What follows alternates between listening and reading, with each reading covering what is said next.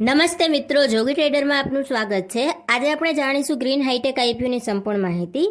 આપણે જાણીશું IPO open ક્યારે થાય છે, ક્લોઝ ક્યારે થાય છે, આઈપીઓ લાવવાના મુખ્ય કારણો કયા કયા છે, રિઝર્વેશનની વાત કરીશું, અરજી કેટલી કરી શકાય છે, તેમજ કંપનીની નાણાકીય પરિસ્થિતિ વિશે વિગતે ચર્ચા કરીશું। તો ચાલો શરૂઆત કરીએ। હવે જાણીએ કે આ કંપની કામ શું કરે છે। બાયોફ્યુઅલ, બિટ્યુમેન અને ફર્નેસ ઓઇલ સહિત વિવિધ ઉદ્યોગની જરૂરિયાતોને અનુરૂપ વિવિધ પેટ્રોલિયમ આધારિત ઉત્પાદનનો વેપાર કરે છે।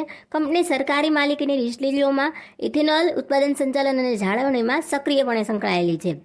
હવે આ કંપનીની સ્થાપના 2011માં થયેલી છે। એક બિનસરકારી કંપની છે જે સમગ્ર ભારતમાં ઈંધણ અને વૈકલ્પિક સામગ્રીના ગ્રાહકોને વ્યવસાયિક ઉકેલો પ્રદાન કરે છે।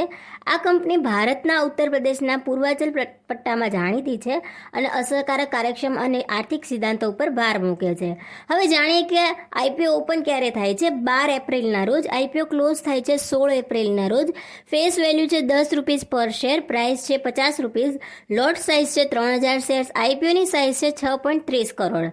હવે આઈપીઓ લાવવાના મુખ્ય કારણો જાણીએ તો કંપનીની કાર્યકારી મૂડીની જરૂરિયાતોને ભંડોળ પૂરું પાડવું અને સામાન્ય કોર્પોરેટરના હેતુઓ। રિઝર્વેશનની વાત કરીએ તો રિટેલમાં 50%નો સમાવેશ થાય છે અને અન્ય 50%નો સમાવેશ થાય છે। હવે એપ્લિકેશન એટલે કે અરજીની વાત કરીએ તો રિટેલમાં મિનિમમ 1 લોટની અરજી કરી શકાય છે। 3000 શેર્સ મળશે, 1,50,000 એની અમાઉન્ટ થાય છે। રિટેલમાં મેક્ઝિમમ 1 લોટની અરજી કરી શકાય છે। 3000 શેર્સ મળશે, 1,50,000 એની અમાઉન્ટ થાય છે। એચએનએમમાં મિનિમમ 2 લોટની અરજી કરી શકાય છે। 6000 શેર્સ મળશે, 3 લાખ એની અમાઉન્ટ થાય છે। હવે કંપનીની નાણાકીય પરિસ્થિતિ વિશે વિગતે ચર્ચા કરીએ તો 31 માર્ચ 2021માં કંપની 4,007 લાખના રેવન્યુ સામે કંપની 24 લાખનો પ્રોફિટ કરે છે। 31 માર્ચ 2022માં 6,611 લાખના રેવન્યુ સામે કંપની 135 લાખનો પ્રોફિટ કરે છે। 31 માર્ચ 2023માં 2,504 લાખના રેવન્યુ સામે કંપની 57 લાખનો પ્રોફિટ કરે છે।